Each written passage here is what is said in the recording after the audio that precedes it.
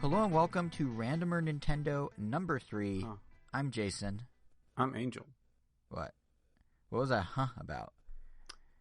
Well, I have a soundboard, and I pressed one of the buttons and next to them, like a little warning symbol.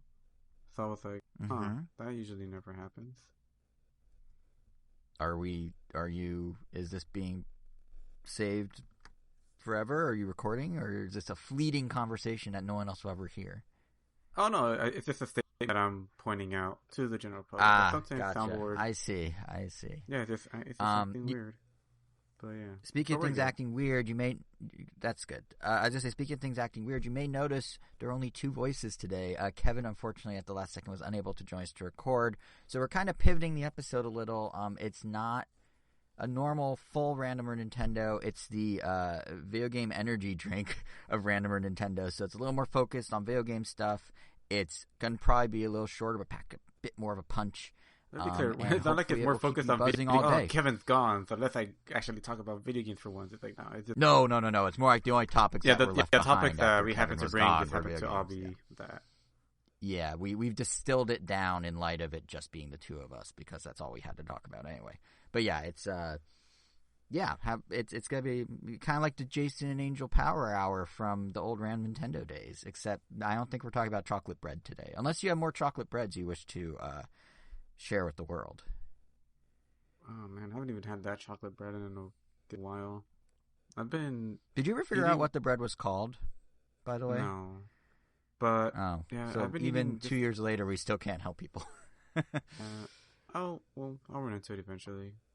I've been eating a lot healthier in general. If anything, I've been getting really into these pressed juices from a company literally called Pressed. Yeah, they're everywhere. Yeah, they're pretty good. Been having their almond milk, their various, I guess, juice types. Like, they have like a more citrusy one. They have one that's all pure vegetables, one that's more leaning towards fruit.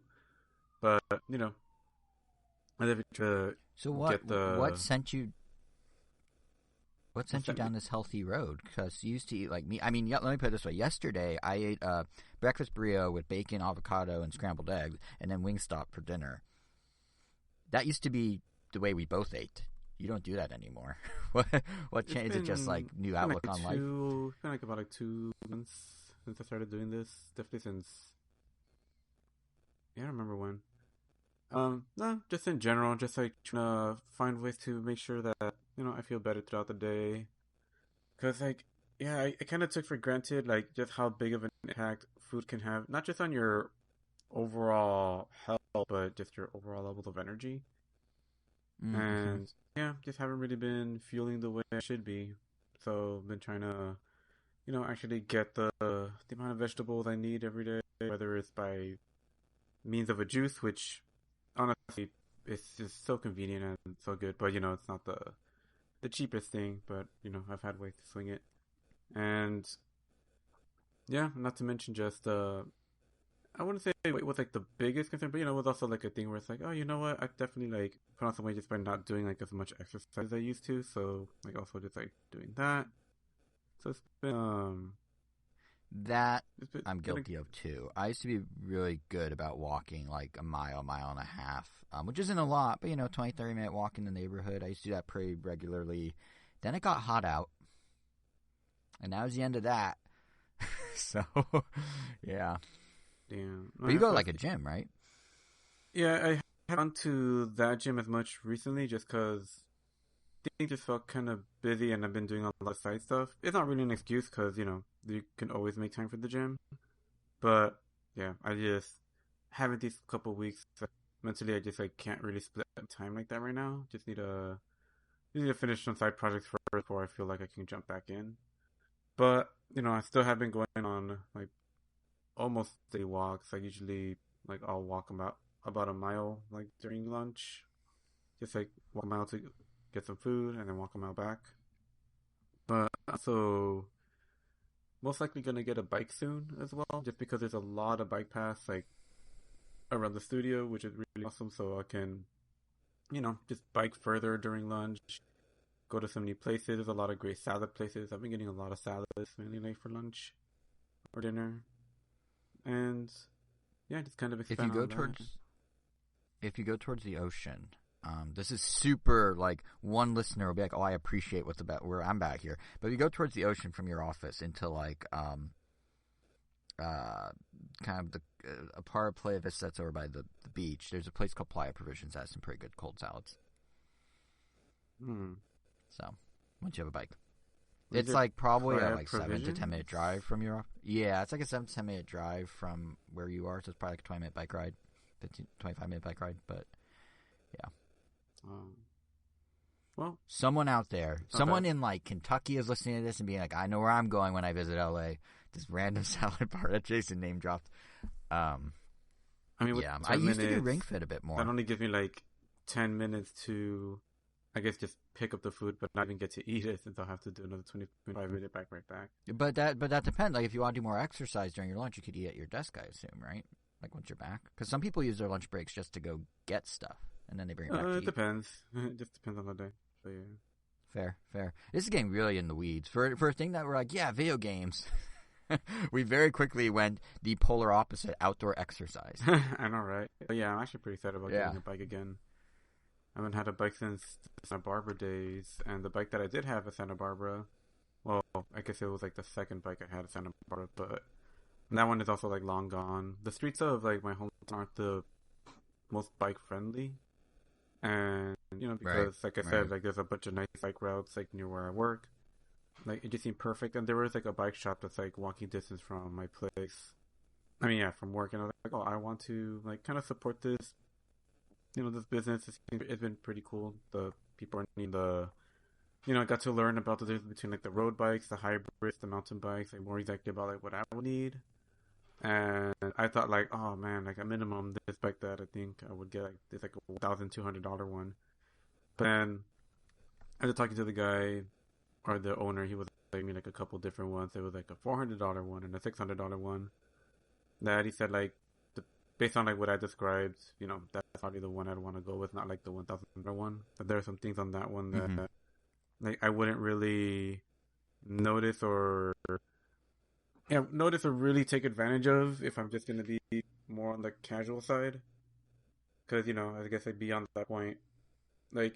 Yeah, like the one I'm most likely to get is gonna be lightweight, but will I really notice the difference if it's carbon fiber versus aluminum? It's like probably not.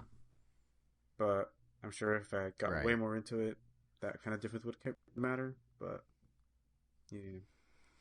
But yeah, I will say what this makes me realize is because I like biking too, and I used to love doing Santa Barbara, and even these last couple of weeks, like if anyone follows me on social media, you've seen I've been zipping around the western part of the U.S. I was in Utah, I was in Seattle, and I was in Comic-Con with you in San Diego, Tahoe, and like all those places, like we were using Lime scooters, we were biking, like in Utah I was biking along like the Utah Lake, which was really nice, and like it made me miss biking, and I realized it'd be cool if there was a way.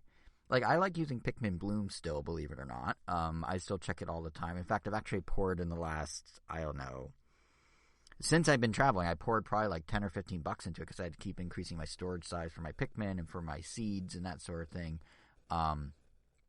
And I realized it's great, and it does track if you're moving, if you're walking, and that's true on a bike. But it would be cool if there was a app like Pikmin Bloom, or if there's something that hooked into Apple's fitness stuff a little better on your watch, like the fitness tracking, to gamify more than just steps you take. Like, I would be definitely more motivated to, as silly as it sounds, but I'd be definitely more motivated to, like, go get a bike and start biking if, like, it did something different in Pikmin Bloom, or if there was some other Nintendo experience that, like, gamified it or app. Something.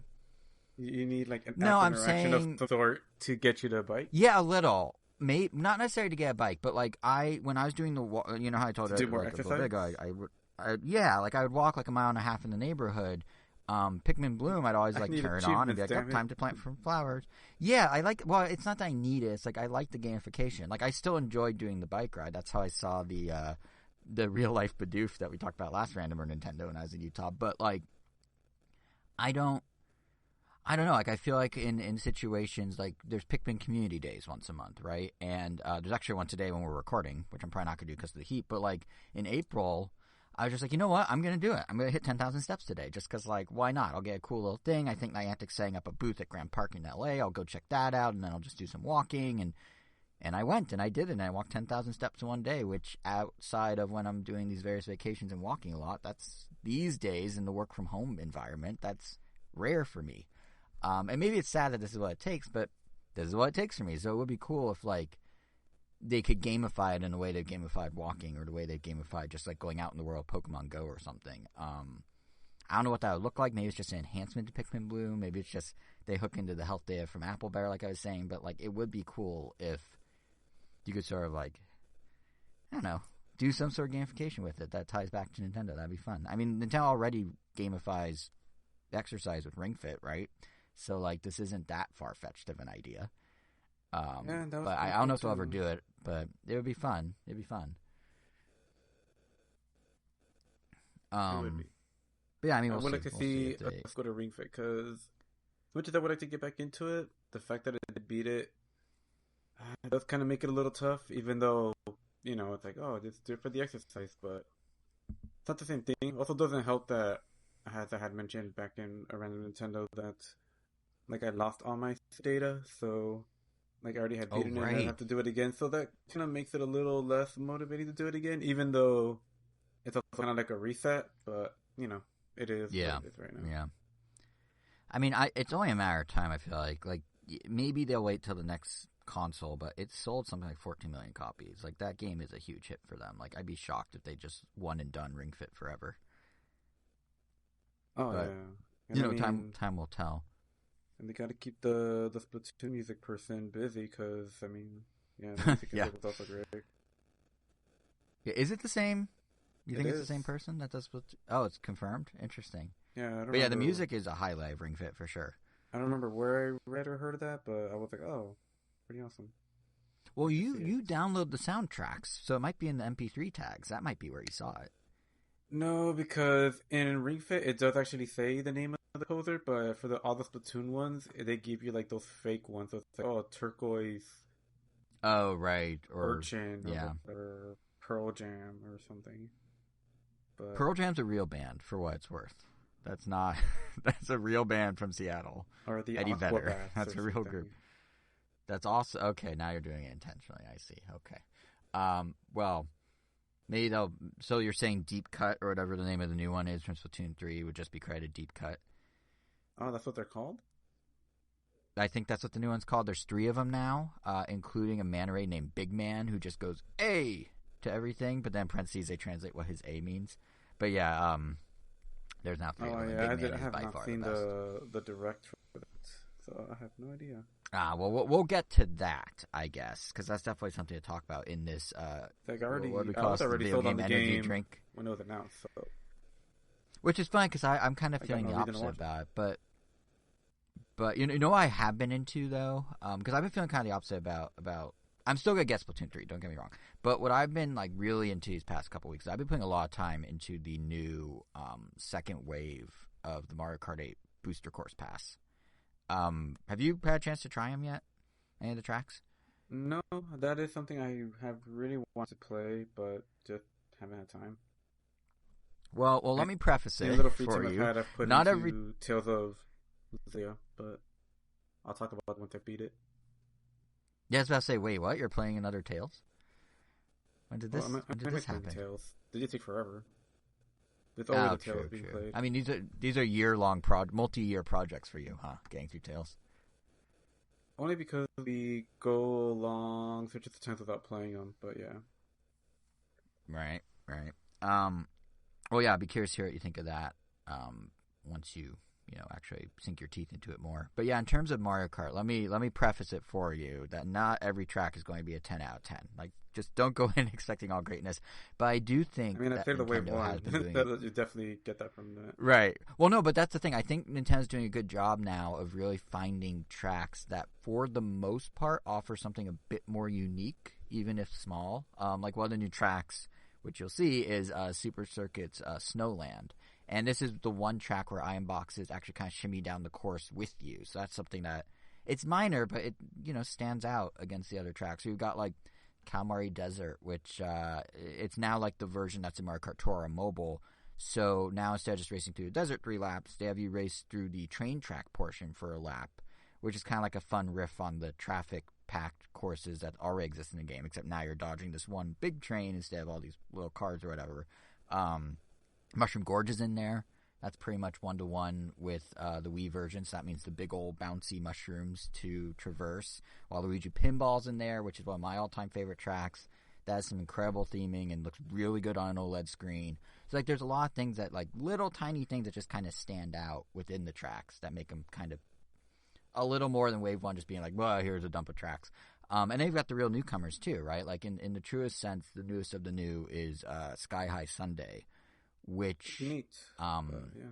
Yeah, and I think it's coming to Tour very soon, if not already, but it did debut in the Wave 2 DLC, which was cool. And it's... Well, visually speaking, it's kind of like Fall Guys. Like, it's very bright, it's very colorful.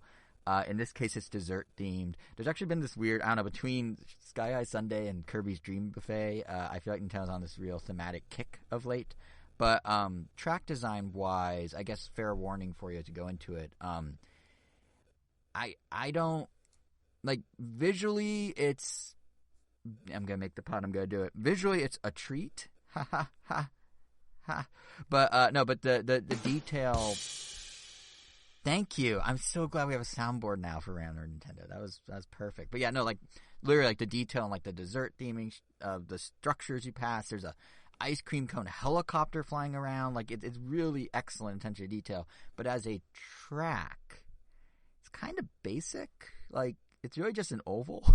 Like at one point, I guess there are 2 layers, but so much of it is simply moving up at an angle on like an anti-grav like slope that the camera's actually zoomed in more than usual on you, and you don't even really notice there's an alternate layer of the track. Like it took me 4 or 5 playthroughs when I accidentally fell in there to go, oh, there's like a lower platform you can go on. So it's fine, it's fun. I think what makes it special is the theming, because the layout itself it just is.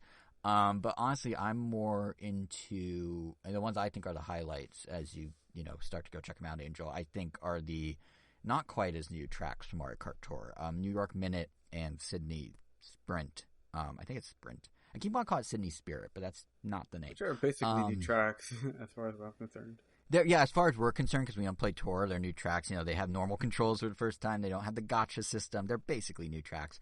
And structurally, I think these tracks, like the city tracks from Tour, continue to be, at least in my opinion, kind of the most interesting thing we've seen in a Mario Kart in a while. Like, it really feels like someone took, like, a 90s arcade racer and just shoved it inside Mario Kart.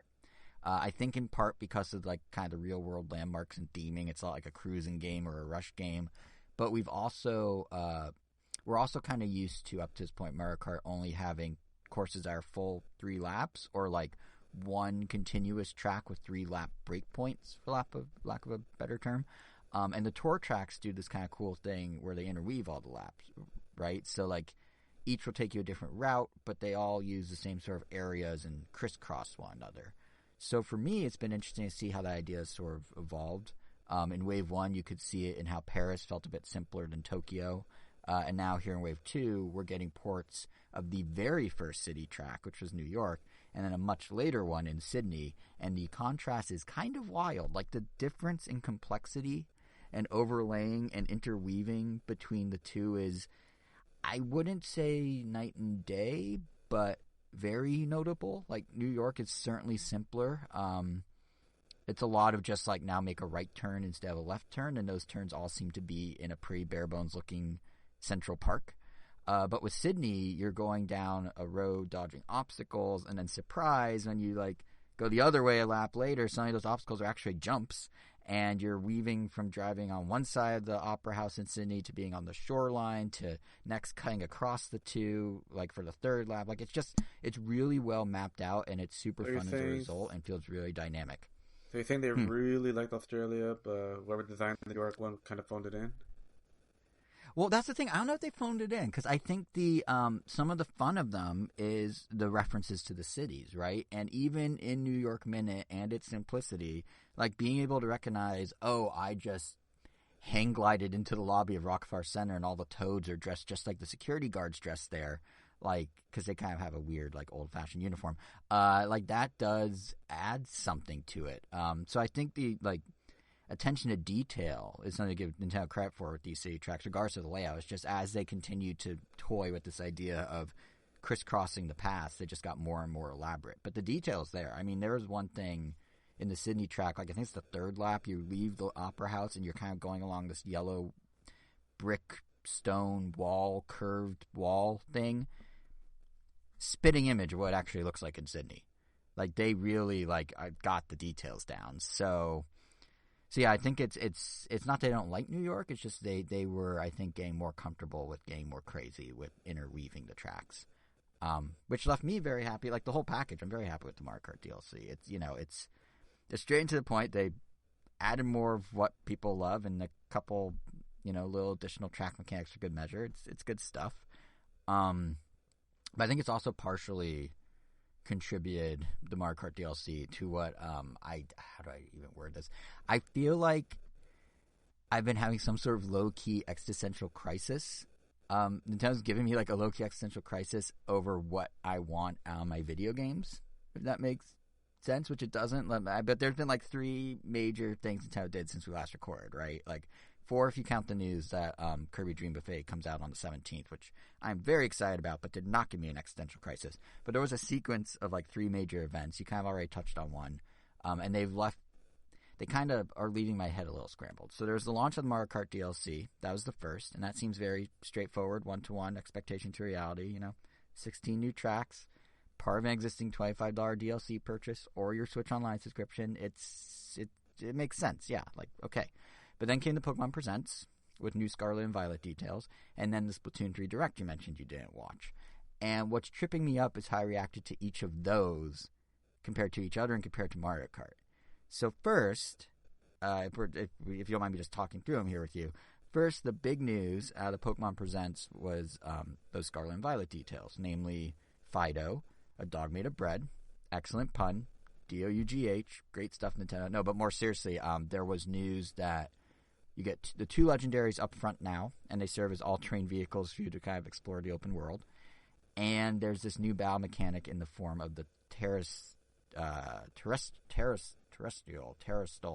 Pokemon, which amounts to this entry's new gimmick for how Pokemon can transform mid-battle. This time around, they basically crystallize and inexplicably sprout ornate chandeliers on their heads, because why not, I guess? And in doing so, they then become an additional type mid-battle.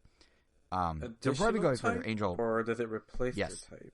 Oh, it might replace, actually. But the type changes is what's key. Is they have a new type with new moves available. And Angel, I gotta ask before I even go any further, you're Mr. Battler, right? Like, that was your thing in Pokemon. Are chandeliers on heads the thing that's gonna bring you back to Pokemon?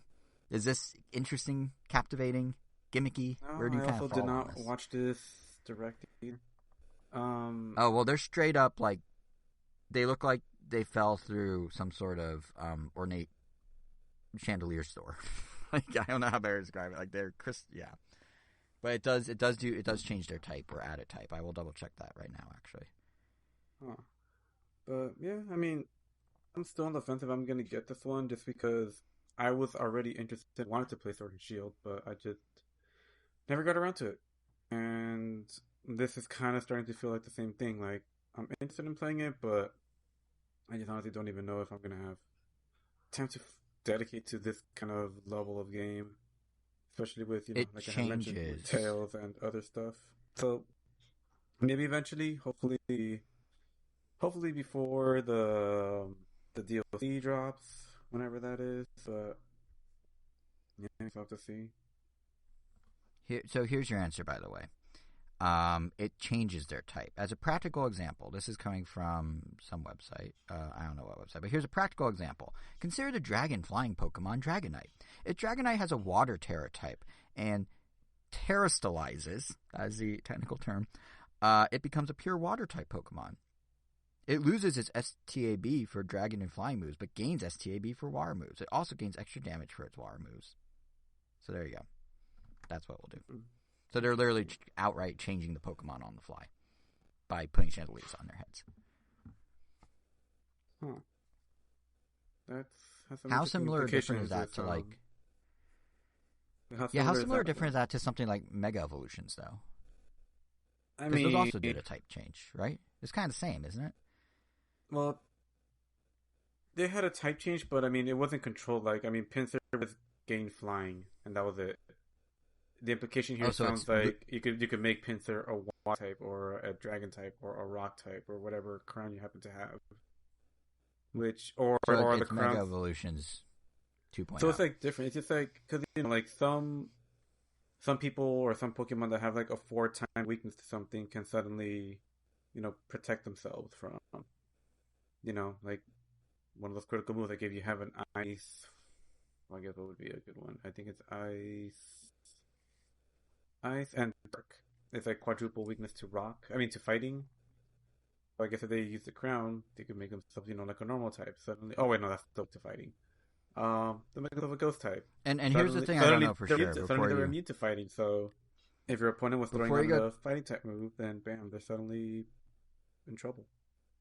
I would say before I go too far down this road, what I don't know for sure, and I don't know if Nintendo's confirmed, is I don't know if any Pokemon can Terra type into any new type. It might be somewhat limited. Oh. Right? Like it might be you can Terra a Pikachu into a flying one. They're actually giving that away as a pre-order bonus. Like you can have the Pikachu with balloons. So maybe that's one, but maybe you can't turn into a water type. So it may not have the flexibility you're describing. But it sounds like it is maybe a little more than Mega Evolutions, kind of. Yeah. I mean, also, I mean, if that remains their type until they're dead, then that makes them more like Mega Evolution as well. But yeah, and this here is the root of my mini existential crisis, because like Scarlet and Violet is basically Sword and Shield on steroids, right? Like we're going fuller open world instead of wild areas. Gyms can be conquered in any order now instead of a sequence. Co-op is expanded beyond raids. Raids themselves have tweaked mechanics to account for the Terra stuff. And I'm looking at all this and going, well, gee, that alone seems worth the price of admission at $60. Like, look at all these enhancements and improvements to what Sword and Shield already had. And then in come the Terra types, which, by the way, huge missed opportunity to not run with the pun of calling them terraforms. But okay, Nintendo, be that way. But regardless, why do something as what visually is as silly as chandeliers on their heads when they can bring back an enhanced or even same version of Mega Evolutions? Like, it's been years since we saw them in X and Y and Omega Ruby and Alpha Sapphire. Like, it just feels like when you haven't watched the presentation, but when you see the chandeliers on their heads, like, it feels weird. Like, it just feels more natural to Pokemon World to, like, expand Mega Evolutions or just return to that system. Even if it's a bit of a rehash, it hasn't been done since 2014. Like, I get they need something. They need new features or gimmicks across every aspect of Pokemon's gameplay because everyone comes in for a different reason and they need to keep selling to all those people. I mean, it's an annual franchise now. And and yes, I'm sneaking these in, and no, I'm not sorry. Nintendo put out their quarterly financials last week, right? And we're not going to do a whole sales breakdown, I promise you. But one interesting thing, 24.5 million people own Sword and Shield. 12.6 million people bought Pokemon Legends in the, 7 months since it's been out? So you got to hit every angle to get as many of them to want to upgrade. And, some care more about exploration, like me. Others want changes to battles, probably more like you. But, like, functionally, Terra types aren't all that different from Mega Evolution, so why not just give us the thing that doesn't look so gimmicky and just expand on that? Like, I don't know. And this is exactly where my existential crisis occurred. So with Scarlet and Violet, I'm all about the improvements to existing systems, expansion of existing ideas, revisiting older features. Like, all that sounds great. I'll pay $60. Meanwhile, if you skip ahead a week to the Splatoon 3 Direct, you know what my number one concern was coming out of that presentation? Splatoon 3 is all improvements to existing systems, expansions of existing ideas, and revisiting older features. There's nothing new. There's no, new gimmicks or modes. And here, that suddenly kind of bugged me, even though it didn't bug me for Pokemon. Like, I feel like a walking contradiction. Pokemon, you're doing too much of change, and Splatoon, you're not changing enough. And, I don't know. And then to compound that, we've got something I was just kind of raving about, the Mario Kart DLC. And that boils down ultimately, to just new tracks with some minor mechanics in the same way that you could argue Splatoon 3 has some new maps alongside weapons that introduce some minor new mechanics. And for some reason, I'm all about it in Kart, yet I'm ho-hum on what Splatoon is doing. Again, contradiction. doesn't make sense. I mean, I guess to try to feel a little better about my own cognitive dissonance, I should point out that at least with Mario Kart and Splatoon, we're talking different scales. You know, Mario Kart's content is DLC. They're trying to further sell a game that, as Nintendo revealed in those same financials, is now like 47 million copies sold. So this is obviously going to help them get to 50 million. And it's also, of course, a way to double dip on every single person that's bought the game, including somehow 1.5 million additional people that bought it from April to June, like so many years after launch. Like, who are these people? But anyway, so if you're just augmenting an existing game, you don't really need as much. I get that. But almost to that same end, it leaves Splatoon 3 in kind of a weird spot that maybe justifies some of my cognitive dissonance. Because, like, I feel like Nintendo, they seem, and I'm curious if you have the same impression of Nintendo, Angel, but for me, I feel like Nintendo seems to take a lot of pride in the fact that they rarely do direct iterative sequels. Like, some franchises of theirs see releases with very similar gameplay, no doubt about that. But if you look at like their biggest movers and shakers in terms of fan reception, in terms of sales, they tend to either be the debut of a series on Switch, so they can get away with it being kind of similar, or they do something notably expanded or different than what the series previously offered on Switch. Do you consider? Like even this past quarter. I mean, I guess it depends. It's like, do you consider like Mario Odyssey a sequel to Galaxy or blah blah blah? Or, you know, like every Zelda game is a sequel kind of to each other. I mean, they're obviously not sequels since, you know, like it's not like they're continuing a story, but they also are. You know, just because, you know, it's like, oh, what is the next entry? It is the next entry. But even think of like Metroid Prime, if you want to do a numerical sequel. Metroid Prime 1 was this isolated Pharaoh 1 planet. Metroid Prime 2 introduced a multiplayer aspect. Metroid Prime 3 expanded the single player to now be a multi-planet thing with all sorts of like planet hopping. Like, they do things where it's like moving forward in some way, right? And I think like a good example this past quarter is if you look at something like Kirby and the Forgotten Land. It's not the first time Kirby's been on Switch, but it offered a new, well-executed twist on that series gameplay. It was a ton of fun. It felt unique to the franchise, and it was rewarded by becoming like the best-selling Kirby game in the franchise's entire history, 30-year history. They surpassed that sales number in 15 weeks flat. Like, it was very well received as a result. And similarly, you know, Switch Sports. Say what you will about its longevity from a player perspective, but for anyone outside of the maybe couple 100,000 people who played Wii Sports Club on Wii U, here is essentially the first time the series has offered in mass online play and leagues. And the reward for Nintendo, it's already sold like nearly 5 million copies. It's selling at a faster clip than how Wii Sports Resort did back in the Wii days when it first came out.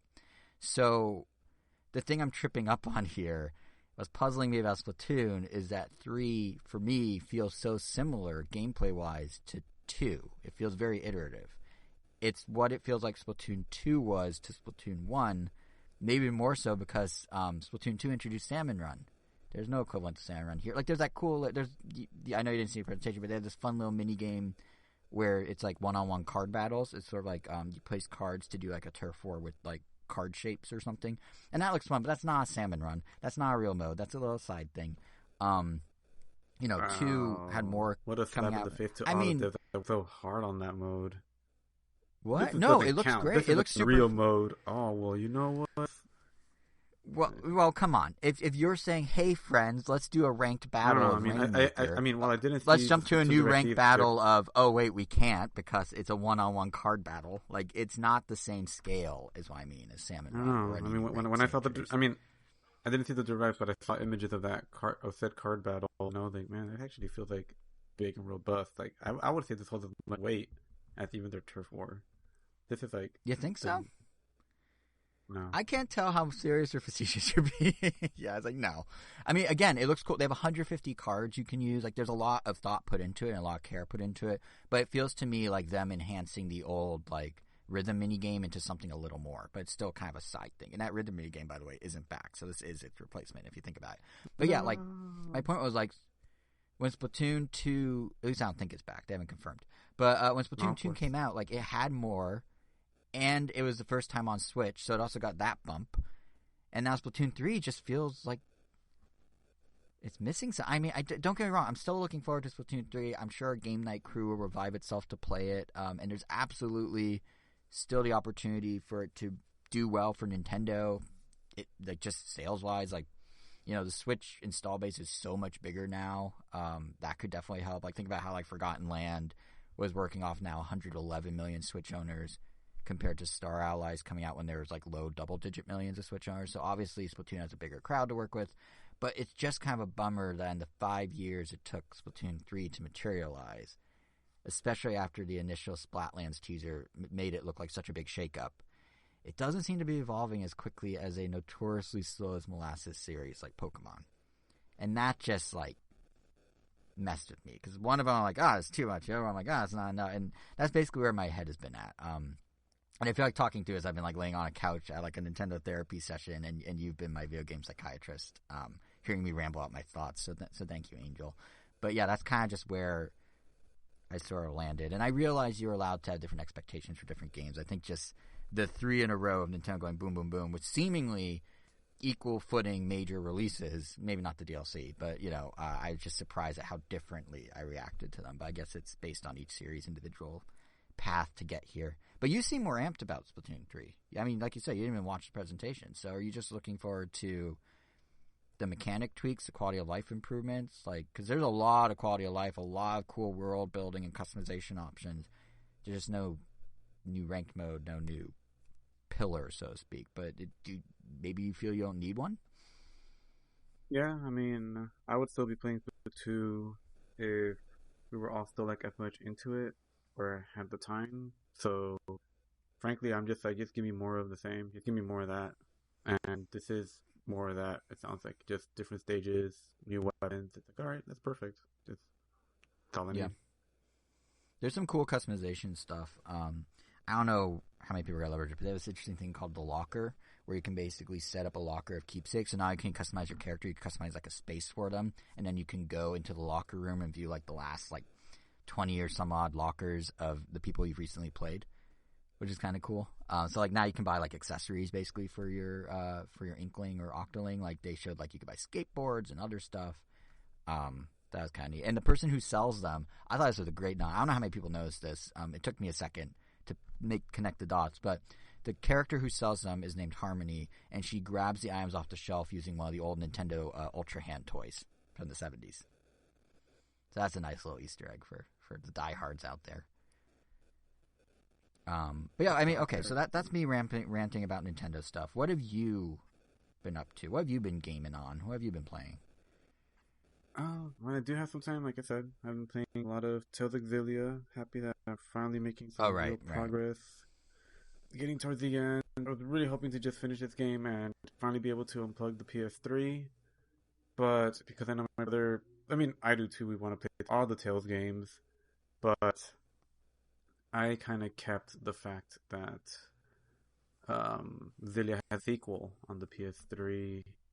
Not so much to myself, I just like, so like, I'm not really going to bring that up, because if I bring it up, I know for sure he's not going to want to move on to the PS4 game so that we could disconnect the PS3. But yeah, yesterday we were looking through the Tales of Anthology. It's like a book I have in Japanese that just chronicles all the tales from like the very beginning to 2016. And yeah, it popped up there and he saw it. So I guess we're gonna be on the PS3 for... Your fate is now sealed, is what you're saying? Yeah, we're gonna be on the PS3 for a little while longer. But it Does is the what PS4? it is. This may be the most ignorant question I've ever asked in our years of recording together, and I'm sure if Kevin was here, he'd scoff. Does the PS4 not let you play PS3 discs? No. See, that confuses me. PS5 I feel like, can play PS4 I get it. games, and both can play whatever PS3 games that are on their online service. So maybe the Tales games are there, but I don't know if that's... It's just... Yeah. Like every system in the Nintendo side of things, every system that shared the same like insertion point for your game was backwards compatible. You know what I mean? Like if you went from Game Boy Advance, the slot was the same size, it worked. If you went from DS to DS, well, the slot's smaller. You can't cram a Game Boy game in there. Even then, they put the second slot for a while. But if you went from like Super Nintendo N64, well, the slot's different. That doesn't work. But if you went from GameCube to Wii, well, that does work because it fits in the slot. Like it's like whenever it fits in the slot, they allow it on the Nintendo side. Even Switch, they move from disc back to cartridge. But I feel like PS3 to 4 to Well, I 5 can't or really say Xbox to that. Xbox to Xbox. It's one I slot, said about the one Wii U. I mean, universal the slot. game games fit in the Wii U slot, but that doesn't work. Okay, well that's fair. It did on But for the Wii, most part, and even for then, only for like 95% the of the first time. few versions of it before they got that feature. Of which?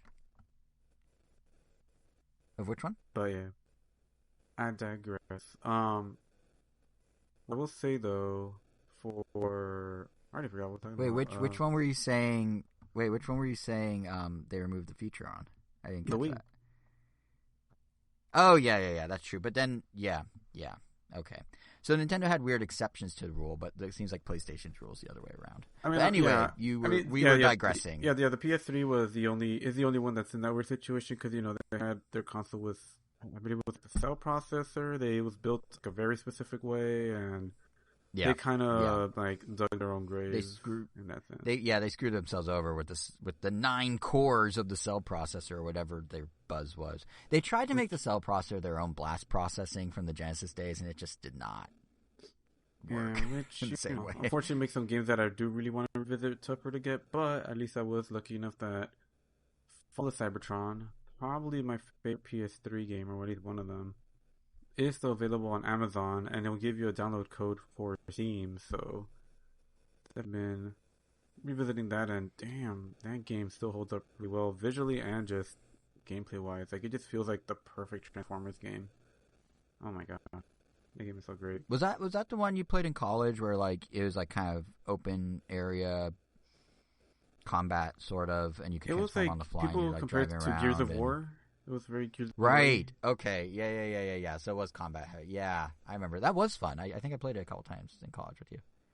Yeah, and it's a really fun, great game, great story. I mean, transforming feels great. It's just awesome all around. It's wild to me that like Platinum Games then got the franchise and somehow could not top that. Like, if anyone can make a good action game around any mechanic, you would think it would be Platinum Games, or at least a subset of developers within Platinum Games. And yet, Whoa! Hold on there a little. So, Dark Moon Studios, they knocked it out of the park with War for Cybertron, Fall of Cybertron. War for Cybertron was great, but it was I wouldn't say it was like a really really good game. It was like maybe like a 7 out of 10. It was just good. It was a really good game. But then Fall of Cybertron just like improved on everything, like every little thing that you could have been like if this was a little better, or if they didn't have this many types of Unreal levels, or blah blah blah. Like, they addressed all of that, and but then unfortunately Activision then decided, like, hey, Dark Moon, we're gonna make you make all these movie tie-in games, and we're gonna like limit the heck out of you too, like, as you're making them. And that unfortunately led to them basically like failing with a few of the later games that they made, and eventually it led to their studio getting shut down, which really sucks. And after that, yeah, like you said, Platinum. So there were like 2 or 3 games in between that. It was like, I think, for Transformers, where they go to China, whichever one that one was. Or maybe Age of Extinction. 3. Oh, no, Age of Extinction is Britain. Dark of the Moon. No. No. It's the one we saw in theaters at the ArcLight. Yeah, with Stanley Tucci randomly in it. Dark of the Moon. Yeah, Dark of the Moon. Dark of the Moon, going once. I feel like I'm auctioning. Dark of the Moon, going once, going twice. Yeah. Yeah, so yeah, that game failed. And then Platinum. Wait. No, was it Dark of the Moon or was it Rise of the Beast? Oh, Rise of the Beast isn't out yet. Just kidding. Yeah, Dark of the Moon. Yeah, that game was okay. But it was just, it pretty much killed Dark Moon Studios, unfortunately. So I don't even know if that game is ever going to get a remake or whatever, but I'm glad at least you can get it through Amazon. But then the Platinum game, honestly, I really, really love the Platinum game, because, that one felt like it actually got Platinum's A-team, as far as like their, it's a combo beat 'em up, like Bayonetta style, but in Transformers. And they managed to just nail the aesthetic down. Like, I would say it's just as awesome as like Fall of Cybertron in its own right, just because they're very different types of games. But they nail the 80s cartoon look perfectly. The transforming feels great. The music is great. Like, everything is really cool. But then since then we just haven't really gotten anything. So that's just where we are right What was now. I thinking of that Platinum made that wasn't good, but was... Oh, did they do a Ninja Well, Turtle game or at something? at the same time as Transformers, they also had a B and a C team that made other licensed games. Like it could also be the same people. They just filmed it in, but the No, it's B, a BNC team. They have but three teams but the within. B team Yeah. probably went to Ninja Turtles because that game was okay, but Right, a that's lot of what I was like thinking weird of. issues with it. That I'm just like, Yeah, this feels kind of a structured game. And then the last game was the Light of Korra, which was like as bare bones as possible. right. So Yeah, I definitely mixed up your favorite IPs that Platinum worked on. It's funny that they ended up working on both of your like big franchises, Turtles and Transformers. yeah, but Yeah. pretty cool. Kind of, it felt like a lucky to be playing games at that point kind of thing. Where it's like, damn, so glad I got these games. But you know, Turtles, I'm hoping to eventually get. Honestly, I would love. This game almost felt like exactly what I would have wanted because it's kind of beat 'em uppy, but it's combo heavy, so that makes me enjoy it more. But you also have like Right. a mini open map that you can explore and ninja around how you would want to do in a Turtles thing. So that was really cool too. But point is, we're talking about, I guess, the other games that I'm playing, and part of the big one is MultiVersus because yeah, Mm-hmm. that's been that's been interesting. Like at first, I wasn't completely sold on it. Like I remember initially playing it and thinking like, the controls feel kind of weird. I don't know if I really love it yet. Um, but after a couple days with it, and just like playing like some co-op games with some friends, and yeah, I think I'm really starting to like it. And no, I have not. I did not buy any of the season passes or anything. I'm just playing 100% free right now. But the only character now that I'm interested in, like my Bowser, so to speak, I guess is someone like Daffy Duck, but who is all but confirmed. I mean, they were on a leak list that had LeBron James a while back, which is kind of like a Wii Fit trainer kind of prediction where it's like, oh, okay, if this person actually makes it in from this list, then the list is basically validated at that point. And sure enough, yeah, he shows up. So now we get to say sentences like, "Oh man, like LeBron actually has really good frame data. Oh, where is like LeBron on the tier list of What a like?" strange reality we live in. I mean, there's a lot of things going on in the world that makes you like, what a strange timeline we're in. But what's LeBron's frame data in the fighting game where he beats up Bugs Bunny is certainly up there. Yeah, it's definitely interesting. But but yeah, like I said, I've only been playing as Taz. Love playing as Taz. Super fun character, but not the biggest combo wise. He's also one of my favorite Looney Tunes, so I'm glad he's like in there on the starting roster. But yeah, definitely for that Daffy or Godzilla, which is also was also on that list, which I can't wait to see. Because I mean, I guess if they made the Iron Giant work, then yeah, I guess it makes sense that he's probably going to be somewhat similar to the Iron Giant. But I have the a only thing, I and have a question. Oh, you might be huh, addressing it.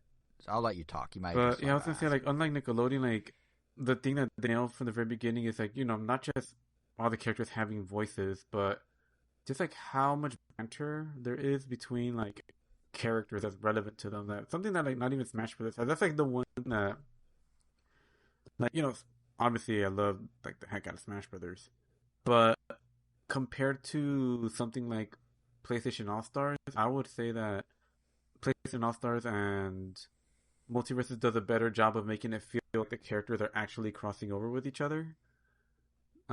Because depending on who you're fighting in Multiverses, like they'll basically talk to each other. Like if I'm Taz, Taz will say stuff about Bugs, Bugs will say stuff about Taz, or vice versa. And they all have lines for every single character, which is kind of nuts.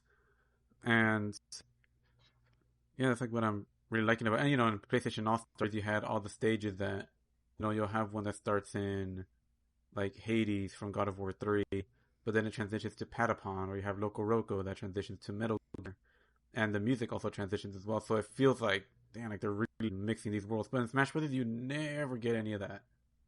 Like it's just the characters may as well be throwing punches at anybody. Like it doesn't matter. Which obviously designed that way. Right. So like It's very but siloed. yeah, Yeah. but I would have liked to see, Subspace Emissary is like the closest thing. I mean, is like that's where we got that like actual character interactions with like the other universes where it's like, oh look, they're actually like crossing over kind of deal. But yeah, that's the part that felt the best, and just the quality of the animation like hit the part that myself and a lot of people are still like, oh yeah, like they still have a ways to go before they can improve on this. It's like the weight that some hits give. Like Smash Brothers, it feels like if you get hit by Bowser's Smash Attack, it feels like it hits hard and it sounds like it hits hard. But in this game, I don't know. None of the moves really feel like they have a ton of impact. I don't know if it's the sound Mm. design. I don't know if it's like I think part of it is the animation, but it kind of feels like all moves like hit about the same. Even the moves that are supposed to be kill moves, they don't have like an oomph to them. It just feels like it just killed them without any like that felt like that hurt kind of deal. Like when you get in Smash Brothers. So but I'm comparing like a game that's had like years and years to like fine tune their systems and something that just came out. And for something that just came out, I mean, all that matters is that it's fun, and it is so, which is great. But obviously, right now it's new. It's already gotten a wave of nerfs and buffs, and They frankly, I already think I got might an need to wait Evo a little bit. platform spotlight Yeah, at Evo. Yeah. and I definitely need to wait Um. a little bit for it, just because. Yeah, what was I gonna say? Um, yeah, right now when you play online, especially single player, like because there aren't a ton of characters to pick from, like literally everybody's playing as Finn, which is kind of annoying.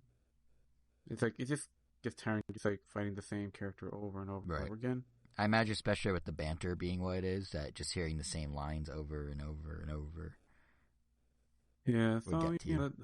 but that's something that's obviously like getting rectified. Before we know it, we'll have like Rick and Morty, or yeah, Rick and Morty, separate characters, are gonna be in it soon. They're already been kind of leaked, and then you have stuff No, they like. were straight up announced. They were announced No, when yeah, they I mean, delayed yeah, season I one. mean, like people Yeah. have. Oh, I meant more like people already. I guess like they found the file and they were able to actually play as Oh, them I and see. like So show the off announcement was video. confirmation. Yeah. Yeah. Yeah, and they have really cool mechanics. The one thing actually I have to really commend this game for is by they're kind of going crazy from the very beginning as far as mechanics go, like characters, like stuff that we didn't see until like the third or fourth Smash Bros. Game. Like some of these characters are doing from the get go. Plus, you have characters like Velma that's like almost like a new take of the Phoenix Wright character from like Marvel vs. Capcom, which is kind of crazy because he has an investigation phase. Yeah, she has to like collect clues and then solve the case, and then when she does, she gets to call the cops and like send them after you. It's kind of It neat. kind of makes sense that they're going that big at the start because they have to very quickly, to your point about it took Smash 3 or 4 games, they have to very quickly get to the bar that Smash has now set. Like they need to Yeah, be like, I mean, obviously they don't need to like have Velma find clues, but I feel like the sooner they do stuff like that, the quicker they can be like, we are a viable alternative to Smash Bros. We can fill the Smash Bros. Hole at Evo or whatever. Like it I see why they're doing it. Like it would be crazy if they did this in 2005, but it makes sense if Smash already kind of set the bar that they're just matching it now in their own creative ways. I'm not dissing them for, I'm not knocking them for not being creative, but I can see how they're getting there quicker just to get feature parity essentially. yeah, but it's pretty cool. It's So here's my definitely. question that I thought you were going to mention, but you didn't. You talked about combos and you talked about banter. Isn't MultiVersus thing that it's more catering to 2-on-2 than a traditional Smash Bros. Game? Yeah, Have you and just tried that? like Is that true? no, yeah, yeah, and just like All Stars, like I would say it is much more fun in co-op than it is in single player. So I feel like that works greatly in its favor because now it distinguishes itself more from Smash Brothers. It's not gonna replace Smash Brothers for anybody that really into Smash Brothers. It's just gonna complement it, which is nice because now there's like another game that we can play. And Right. Which that's leads to also another question. Where is it on Switch? Why is it not on Switch? But anyway, yeah. sorry, you were saying But something? yeah, I was gonna say that because like every character has like attacks and some abilities that are specific for co-op. Like wouldn't even work in single player. like after you play as a character enough times and you level them up to, I believe it's level 15 or level 10. No, I think it might be level 10. You unlock an ability that sometimes changes like the character. Like it's like enough of a significant change that it feels like a 2.0 of the character. But like Taz, for instance, with his, I guess, ability that you can use in single player, if he eats a projectile, it will become an anvil, which, gets spit out and it'll deal way more damage. He can pick up the anvil and throw it around, so he gets like a really big projectile. Without that, he doesn't spit out the anvil. He'll just tell that projectile back, which, kind of crazy. And his other ability is called it's like it enhances his dogpile move, basically that dust cloud like punches and kicks that you see in cartoons. Oh yeah, the little tornado he does, yeah. Well, because he has a tornado that's straight up the tornado. Oh, you mean the dust cloud? Like, oh, there's a big fight, but we're not going to animate any of the fight, so here's just a bunch of like loose limbs coming out of a dust cloud. Yeah. Exactly. Yeah. That's one of his moves. Like, and then anyone that he like moves past will get like caught in the dust cloud and they'll get sent flying really far. And if you're an ability where if you're in a co-op game and you have that ability equipped, your teammate can jump into that dog pile and power it up and make it invincible during the duration and make it last longer as well. So it's like something like that. Or if you're playing by yourself, obviously you're not going to have that move equipped. You have the anvil one, but if your opponent doesn't have projectile, then you're kind of out of luck. But as well, like Taz's spin, his tornado spin, if he spins past his partner will get a speed increase. So they'll get like a buff, like a temporary buff. Oh, so interesting. And Wonder Woman has like a shield that like when she activates it, her teammate also like gets that armor as well, and that protects one moves. Or she could use her lasso to, like, say your opponent is about to spike you off stage, she can use the lasso to like catch you and save you, like from far away, which is pretty cool. Like we never really had that kind of like crazy interactions with like characters like that, which is really nice. But yeah, and as I kind of alluded to, there is like a perk system, which love it or hate it, it's there. Those main abilities, those are fine. Like I feel like once you have those, that's like okay, now you've reached the final form of the character. But on top of that, you get to pick 3 little augments. It's like 2% increased knockback on horizontal moves, or you get a triple jump if you land in the air, or 10% movement speed increase. So yeah, like those definitely change the game, and eventually, I guess it's inevitable that people will figure out like what is the best combination for each character, and there's going to be different reasons to change them out. But those are things you can easily swap out. They could add more. They have many ways to like keep this game going for a long time. But yeah, the fact that it's not on Switch is very confusing because it feels like it's weird. Perfect for Switch. And I don't think it's because Dragon God of Game of Thrones person is there, but what? Yeah. Wait, what's the reason you think? Oh no, I was just joking to say, and I'm pretty sure it's not because it's like a character from Game of Thrones, even though they're they're not even. I mean, I don't know. If you didn't know who they were, they would just seem like generic in person. But yeah, no, this isn't 90s Nintendo. They're not turning the blood from red to green in Mortal Kombat. Like, that's not the holdup by any means. The game does have a adult language switch, which is kind of funny. So if you want to hear the characters say more raunchy things, you could turn that on, and if you don't, then yeah. And obviously, it doesn't apply to everybody, but like a character like Harley Quinn will like curse if you have that switched on. Huh, that's funny. But yeah, I'm really surprised it's not on Switch, because like I don't know if you remember in the early days of the Switch, the thing we always used to talk about on Ram Nintendo was this idea of like expanding the footprint. Like you get people in with one game in a genre, and they can bring more games of that genre and kind of expand out, and then slowly build out your audience for even more genres and more games and that sort of thing. Smash Bros. Is done, right? Like, Smash Bros. Is over. Ultimate's done. People still play it, but it's done. If people want something new, MultiVersus could be that expanded footprint opportunity. I'm really surprised they haven't done that, or currently aren't, unless... Is it a graphical powerhouse? Like, why... You're playing on what? PlayStation, I assume? No, I'm playing on PC. Okay, on PC. Is it that graphically intense? Doesn't seem like doing anything that the Switch wouldn't be able to do. That's what's so weird to me. Like, and I mean, Smash has sold great. Like, it's like the third or fourth best-selling game on Switch. So that's a ton of people. It's like 26 million or something. That's a ton of people. Smash Brothers is a more impressive-looking game. Interesting. So yeah, then I have no idea why when Smash sells that much and there's that many people that have played it and enjoyed it, that Warner isn't like, well, we could get half of that, Maybe and get people to start paying us. Like, it doesn't make. Because I mean, Fall Guys like a whole other year to get their game on Switch. That's very true. That's very true. So I'm wondering if like, and even then, it's been that we're not aware of that is like kind of an exclusive problem to Switch, because like Rocket League was also a thing for a while before it came on Switch. But yeah, and they do a good job of making the architecture as developer friendly as possible, and they have all the engine support. But if it's something custom, you're right, that could definitely be bogging it down. Yeah, it might not even be because of the game. It might be because of like the online structure or the online that's fighting, true. because it's a fighting game. So maybe they're having some issues with the rollback netcode. Maybe it's because it's only rollback netcode. It just can't be supported on Switch, because I don't know Switch. No, wait, the Switch does do rollback netcode, because it does roll back.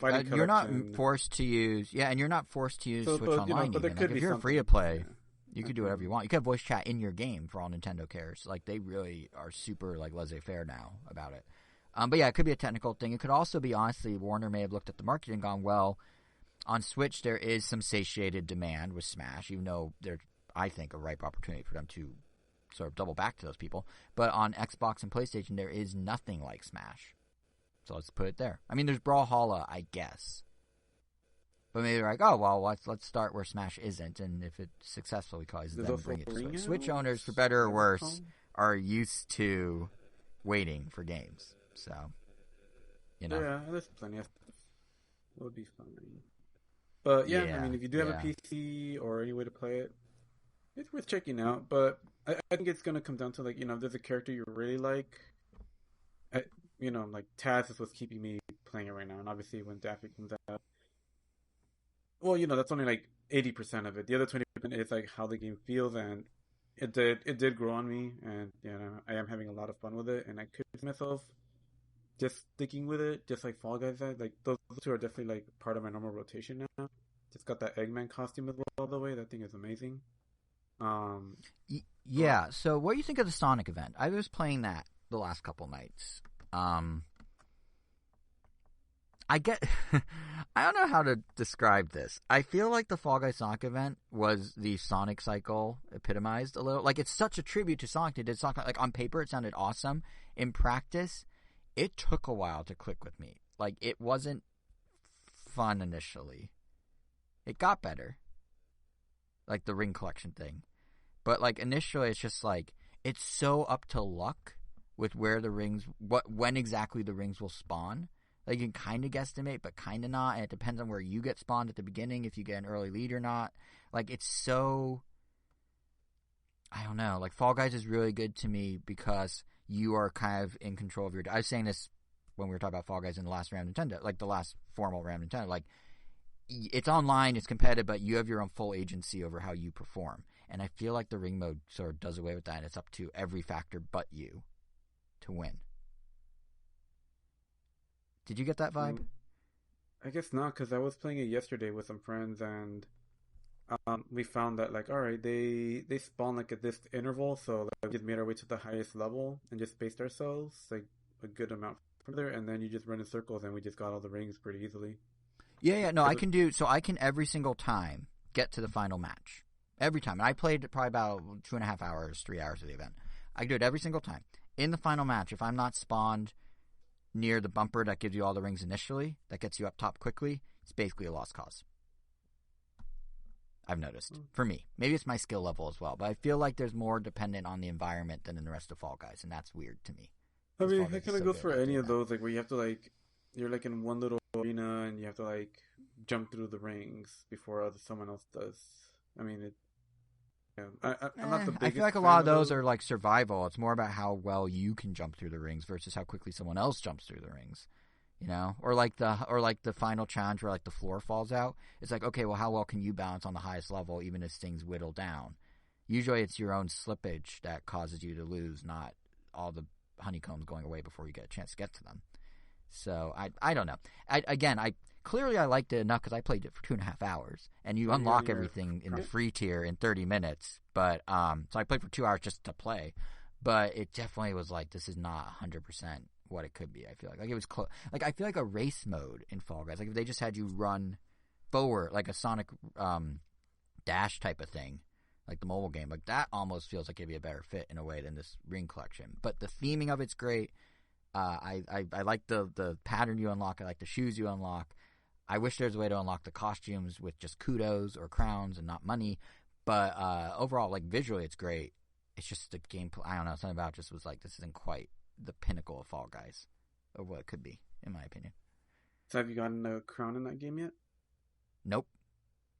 I honestly thought. Wow.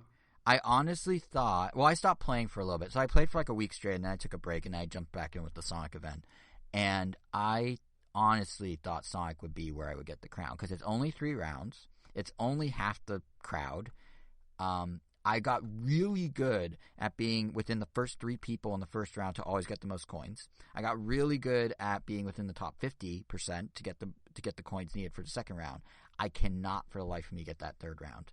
And I really think it's based on spawn point at this point. Spawn point and coin spawn rate versus anything I can do. Because I can be next to the bumper, jump up and get more coins fast enough and get close to the rings. But if I'm spawned in the middle of the bumpers, I have to first get to a bumper, it's a lost cause. So that's where that's coming from. Something you need to adapt.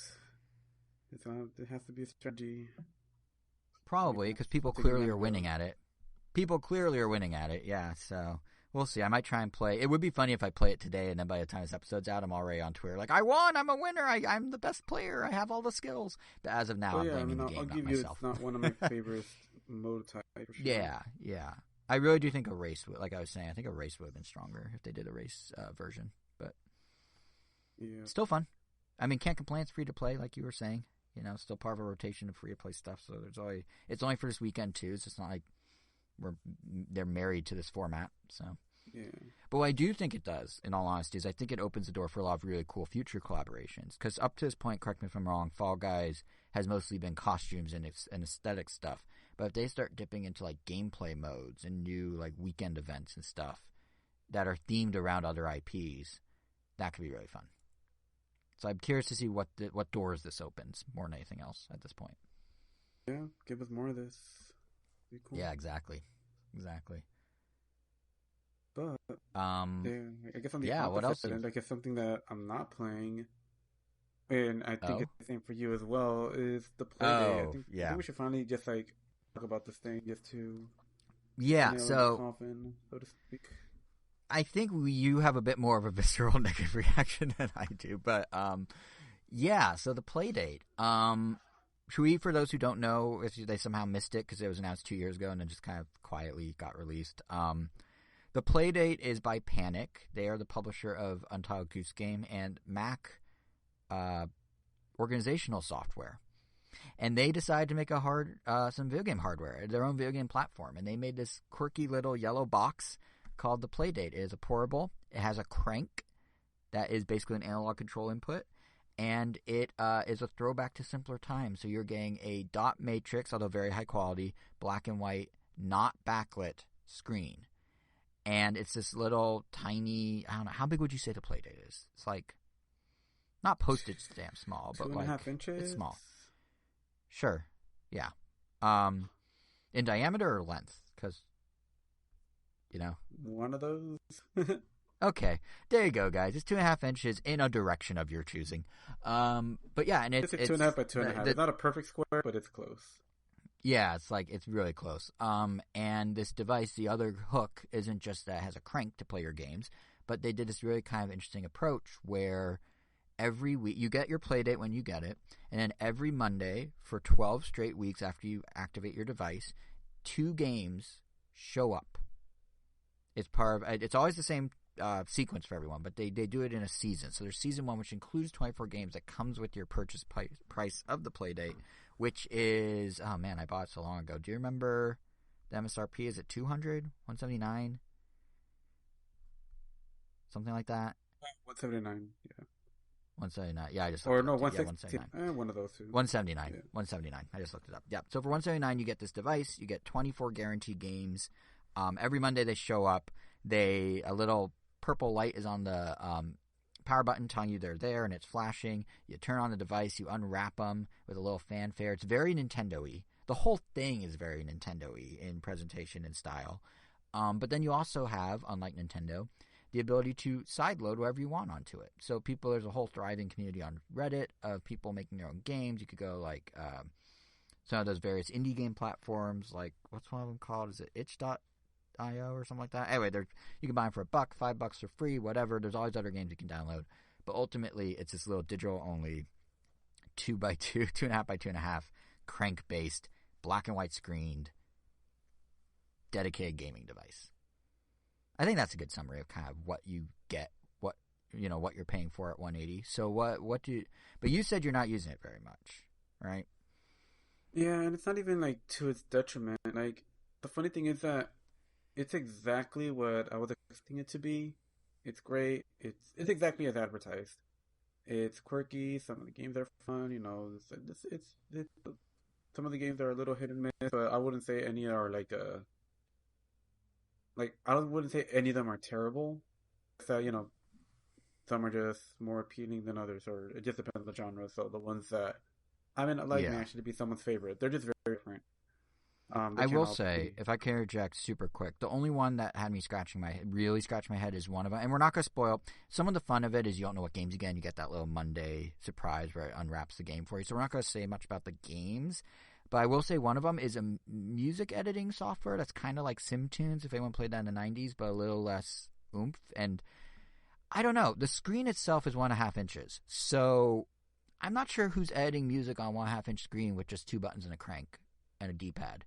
Like, that felt like a very weird choice to me. I won't comment on the actual games, but that one, I don't know how that got in the mix. You know what I mean?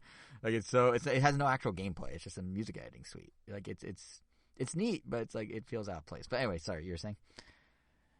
But yeah, the game quality is fine. But the thing is, I don't know if I was expecting to be playing it a lot, but yeah, I guess it turns out that I don't know what it is. I just don't have time to even play or really look at it. I barely touched it in general. The only reason, I think I maybe picked it up for 3 different sessions. The first time being when I got it, and I played whatever game was first announced on it or first shown, and then eventually, I think the second time I played, half the games were released, so there was a bunch of games I had to unwrap. And then the last time I played it was, after all the games were already out. So I pretty much got to see, everything I got to offer. But then at that point, I guess I have no use for it. So I just decided I'm just going to sell it at this point. That was I'm quick. just not using it. I'm just, that's pretty much just it. I'm just not using it. I feel like it's going to waste. I feel like I'd rather go to someone that's actually going to use it.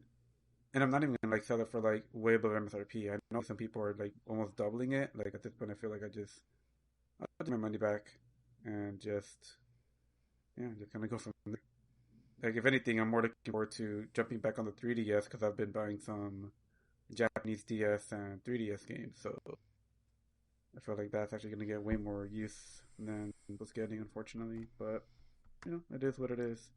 I don't know what it is that is keeping me from playing it more, but I just don't really want to have to worry about another device, especially when I play games right now.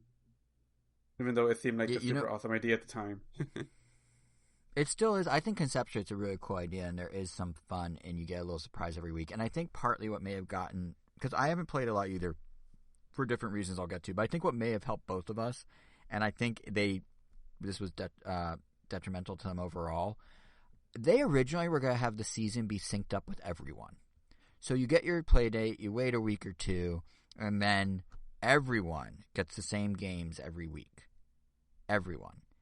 And that fell to the wayside because COVID, because of the chip shortages and the semiconductor shortages, because of issues with batteries where they actually had to scrap and redo all the batteries and all the early units because they didn't hold charges correctly. There's all sorts of issues that led to this 2-year delay that led to them now kind of trickling them out to people like they're doing with Steam Decks at Valve. But the original idea to me that everyone would on Monday get 2 games and collectively water cooler talk, chat about them on Reddit, go on Twitter, like everyone would be in like a book club together, but it's for games. That always had a really interesting potential to me. Like, I think that, like, even if we, Angel, just synced up ourselves, which we didn't because we got them like 2 months apart. But props to us for getting them so early, by the way. A lot of people still, like, Wave 2 is only going out now.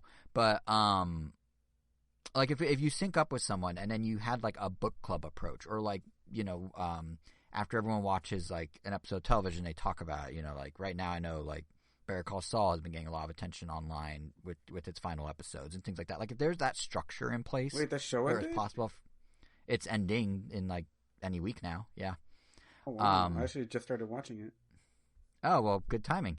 But yeah, like whatever it is, if they did that sort of structured thing, I feel like a lot more people would have been like tuned in, because I even saw Wario64, you know, the Twitter account, make some crack about how he got a survey about the games and how he hasn't played them yet. Any of them yet. And it's just like, yeah, it's a little harder to carve out the time if you can do it any time and they just never do it. But if there's like, oh, I want to be part of like the discourse, if you will, like you're going to find the time in that week. Case in point, part of the reason that I wanted to do the Sonic event beyond getting on the Unlockables is I wanted to like be able to go online and be like, look guys, I got a crown in the Sonic event in Fall Guys. Isn't that cool? Like, so I'm playing it like a lot in this short window because there's only that short window where it's relevant for me to say that. With Playdate, because people are trying not to spoil it for each other, and everyone's on different like cadences of releases, you kind of lose a bit of the urgency to want to play if you have any external motivators. You know what I mean? Yeah, exactly. So it's just kind of coming out and just sort of sitting there. And I think that, again, isn't Panic's fault. They had a number of hurdles they had to overcome, but I think that is hurting the overall like attention around the device, both in terms of people talking about it and in terms of like our individual attention spent on playing its games, which is why you, I think, are now so willing to flip it, but were so into it when they first announced it, you know? Because even if you and I synced up, that would have been motivating for both of us to like try all the games together and talk about it. We could have done like a Playdate book club on the podcast here. Like, it would have been cool. But everything got kind of out of whack with how they released it.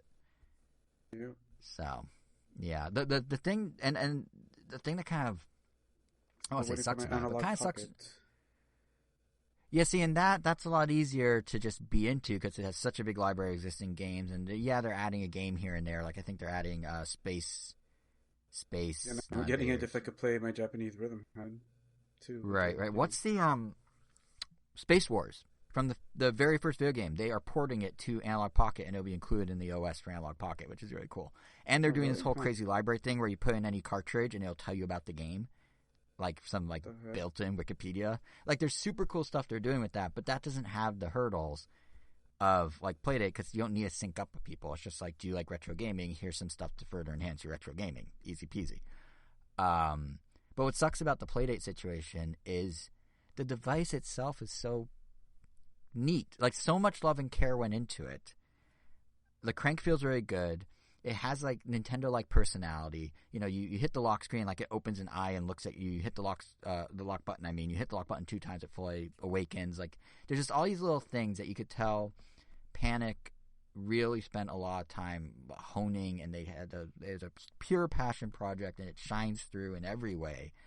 But then you got like the screwed up release schedule, and then for me, the thing that also is kind of holding me back from playing it more is I didn't realize how much I like backlights. Like, I feel like that screen is pretty small. So when you're playing some games, like one's a bird watching game that has a lot of dialogue. The dialogue's tiny. But then on top of that, you need to be in like the ideal lighting to really play it. And I know we talked about this early on when we first got them, Angel, and you said you didn't have this problem. But my apartment, we tend to keep a little dimmer in the evenings. So like I'm like huddled up against a lamp, cranking my little crank, trying to play it in like this weird position. And that just, even when the new games came out, some of them I was just like, I don't really want to be curled up in the field position next to a lamp. Like, I'm good with just like lounging, and I just never played some of the games because of it. And that's not necessarily a fault of Panic. It's not necessarily a fault of mine. It's just kind of the reality of the hardware, and that's holding it back, at least for me, to some degree. So there's always little like weird, like not death by a thousand cuts, because I don't think the platform's dead in my mind. But there's all these little like issues that arose that when the initial pitch was made, never even crossed my mind as potentially being problems, because the initial pitch sounded so good. But yeah, lighting can matter, release cadence can matter.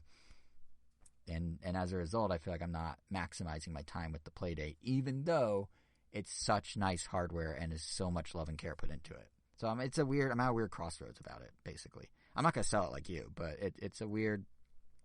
I didn't expect to be here with this. I thought I'd just be like, oh, that's neat, and play the games when they come out and move on. But not quite there. Yeah. Well, yeah. It's a shame. Like I said, still an awesome device. I think it's just where I am right now. I think I need more justification for to have something like this, and it's not. And like you said, it's not on the fault of the developer at all, and it's not necessarily my fault either. It's just reality. Yeah, there's just something I just shouldn't be owning right now. Clearly, because it's just going to go waste. So, and because of the fact that they're hard to get, that's why I felt more like I need to kind of get rid of it, because if there is that one thing that really really wants one, and they have to wait because they missed out on the pre-orders, then might as well get it out there.